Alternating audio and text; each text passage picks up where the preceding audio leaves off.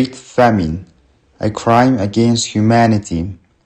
Stalin's first five-year plan launched in 1929, and it was intended to transform the Soviet Union.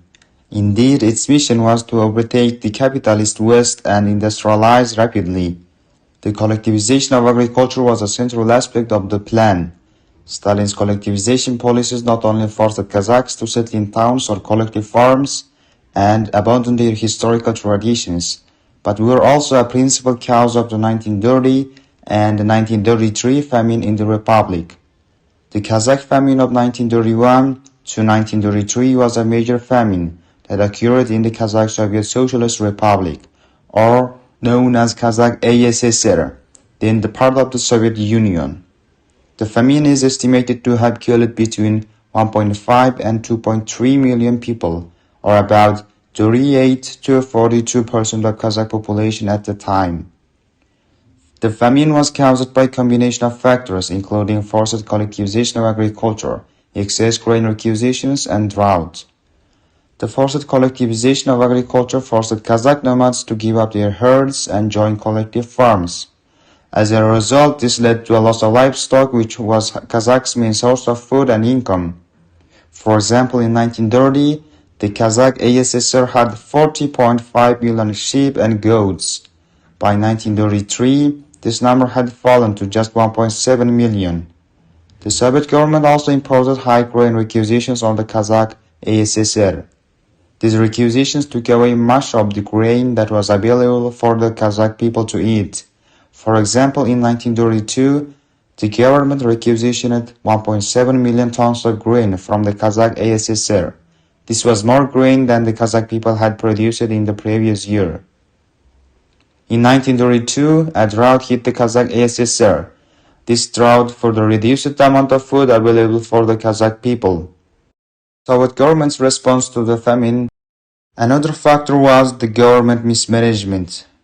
The Soviet government's response to the famine was inadequate and often counterproductive. For example, the government continued to export grain from the Kazakhstan, even as the people were starving to death. The famine led to widespread starvation among the Kazakh people. People were so hungry that they ate whatever they could find, including grass, bark, and even dead animals. The famine also led to an increase in diseases such as typhus and cholera. People were weakened by hunger and more susceptible to disease. Millions of Kazakh people died from starvation and disease during the famine.